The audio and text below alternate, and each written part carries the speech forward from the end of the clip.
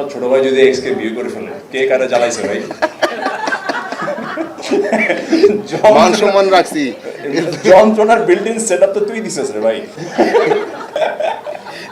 দোষ আমার পুরো। ইভেন যাই হোক, শেষ পর্যন্ত যখন সবাই কান্নাকাটি করলো, আমার দিকে যেই অডিয়েন্সটা আসলো, আমি বললাম যাক ঠিক আছে, এই পর্যন্ত তো অডিয়েন্স পেলাম কিছু। অমনি লাস্ট পর্বে আবার গালি খেলাম।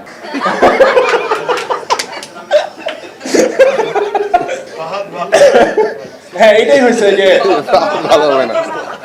ওই লাস্ট গভর্নমেন্টে মাসুদ ভালো হয় নাই, আর এখানে আমি ভালো হয় না, ফাহাদ ভালো হয় না। যাই হোক, থ্যাংকস আপনাদের সবাইকে অনেক অনেক থ্যাংক ইউ, মানে থ্যাংকস দিতে চাই এই কারণে, আমাদের প্রথম প্রেস ব্রিফিং আপনারা ছিলেন, লাস্ট প্রেস ব্রিফিং আপনারা ছিলেন, আজকেও আপনারা এসেছেন। হয়তো আমাদের কন্টেন্টটা আপনারাও ভালোবেসেছেন বলে আপনাদের এই আগ্রহটা।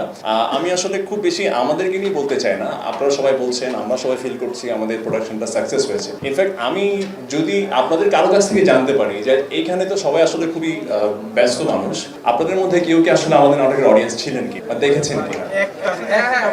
আচ্ছা, আপনারা যে কেউ একজনকে বলতে পারেন আপনাদের কোন জিনিসটা আসলে ভালো লেগেছে। আপনারা এই যে আপনি বলেছেন ভাইয়া যে একটা পর্ব আপনি মিস করেনি, সেটা কেন? আমরা আসলে জানতে চাই আপনাদের কাছ থেকে, অডিয়েন্স পয়েন্ট অফ ভিউটা, বা আমি জানতে চাই আসলে। তবে আমার কাছে মনে, উনি যেটা বলছেন যে পরিবারকে অনেক সুন্দরভাবে তুলে ধরা হয়েছে, বাট দেখা যায় হচ্ছে পারিবারিক গল্প কিন্তু অনেক আছে, অনেকেই করছেন, অনেকে শুটিং করছেন। ইনফ্যাক্ট এই সিরিজের পরে অনেক পারিবারিক কনসেপ্টের গল্পের শুটিং হচ্ছে। বাট আমার কাছে মনে হয় যে যত ডিপলি আসলে ছোট ছোট বিষয় নিয়ে পরিবারের মধ্যে ঢুকে যেতে পারবে, সেই প্রোডাকশনটা তত বেশি মানুষের কাছাকাছি হবে।